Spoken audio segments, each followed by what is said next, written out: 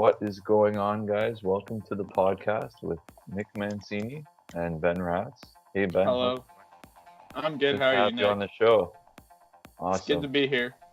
All right, so we're going to get started. We're going to be reviewing each topic that we learned through our special topics course this year. And first up is Indigenous sport. So, Ben, I'm going to ask you a question. What were your initial thoughts on the content on this topic? Well, Nick, my initial thoughts were I wasn't going to learn anything, given that for school we have been taught about Aboriginal people over the course of our time in school. And to me, it just seemed like it was just going to be recycled information that I've already learned.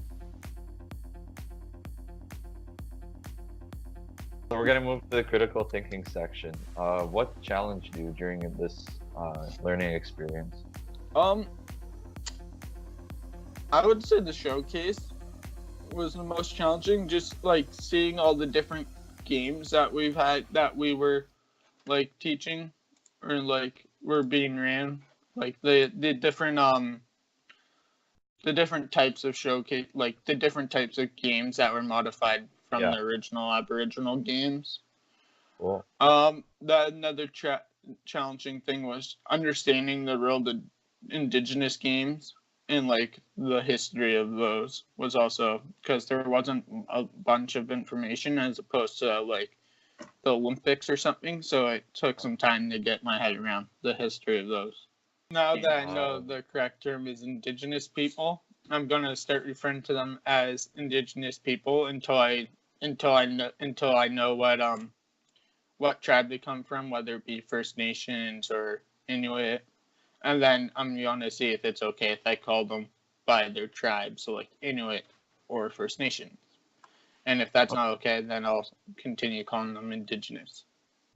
Okay, that's cool. Do you think it'll be relevant to you as a sport professional, whether it's you work in a sport organization, program? On Honestly, it'll depend on it'll depend on my job. I Yeah. don't know what I want to do yet, so I don't know where I'm gonna end up. So Okay. it's very dependent on what job you're doing. If you're not dealing with indigenous people, it'll probably have very little effect on your day-to-day life. Yeah. But if you're dealing with indigenous people, then it'll have an effect on you day to day, and then you'll be able to use the skills you learned in this class. Okay, Nick, now it's my turn to ask you some questions, and we're going to be on the topic of parasport. Awesome. So, what were your initial thoughts on this topic, and what was new to you? So my initial topics on this topic of parasport was I didn't really know too much about parasport. I knew that there's Paralympics every odd year, every once in a while, and also I didn't really know too much about Parapan games and also parasport in the community sports system. I didn't know the structure, if there's provincial organizations that offer parasport, or if it's just national because of the number of people that participate in parasport programming. So that would be my answer. Interesting. What experience did you bring to the topic of parasport? So I actually brought no experience to the topic of parasport as professionally as a worker. I've never had to deal with parasport in my field and at work or even in school. I haven't had any courses or any experiences that relate parasport. So that's why I was excited about this topic and helped me further grow as a sport management professional. Okay. In critically thinking, what challenged you and what do you still have questions about?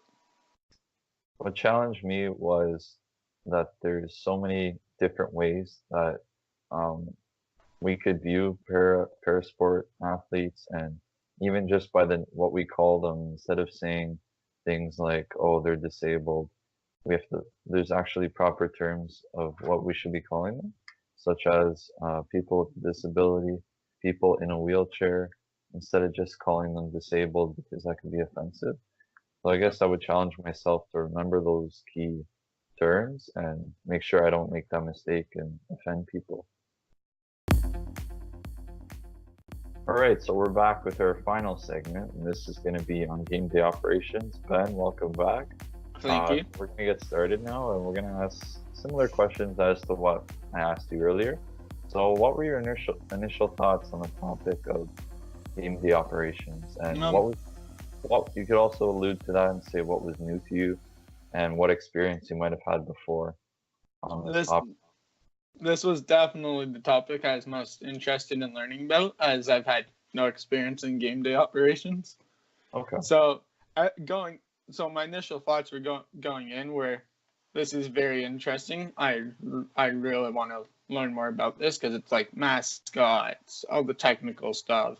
So like at the Leafs game, Taylor Dean will do everything from pretty much Yep. all of the Leafs presentation stuff during the game and before the game. So like ceremonial puck drop, face offs, whatever Referee. goes up on the scoreboard, the organist, all that stuff. So what was new to me? Everything was new to me. Like I said before, I had no experience in this, so I was just coming in with a blank slate, and it Awesome. was just really interesting to learn about. Okay. Was there anything easy or too difficult to get your head around on game day operation? Nothing was too easy or too difficult. I would say having a job like Taylor Dean's would probably be really stressful, and I wouldn't For want to sure. do it because it's a very high-paced environment, and I do not excel at very high-paced environments. But other than that, nothing seemed challenging or I think that's what kind of hard to surprised get me my. was learning the amount of preparation and stress Taylor Dean would be under, or any sport Yeah, professional in that spot. Okay. definitely. Like a late puck drop. It's like a big fine. Yeah. There's so many stipulations that she has to make Yeah. sure that you're always on time. As for what I'd like to know more about, I would like to know more about Taylor Dean's job. Like in her showcase presentation, she did a good job of explaining it. Yeah. But I would be interested in like being there in the control room for like a game or two, just so I can fully understand the job and see if it is something that I'd be interested in. Because right now it doesn't seem like something I'd be good at. But Okay. maybe I'm excellent at it. Who knows? Sure. Okay. Awesome. I'm gonna pass it over to you now. All right.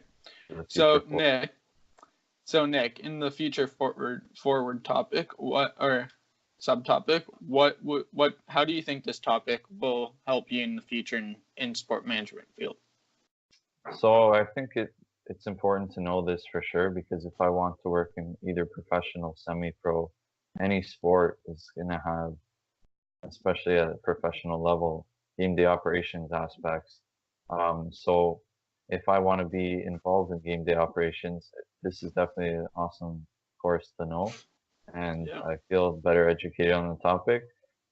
First off, I learned that game day operations has so many more aspects than one would think, such as social media, digital media, the experience in the building, understanding your Mhm. consumer, the entertainment aspect for the fans, delivering on promotions and sponsorships as well. So there's so many different factors that go into it, and Definitely.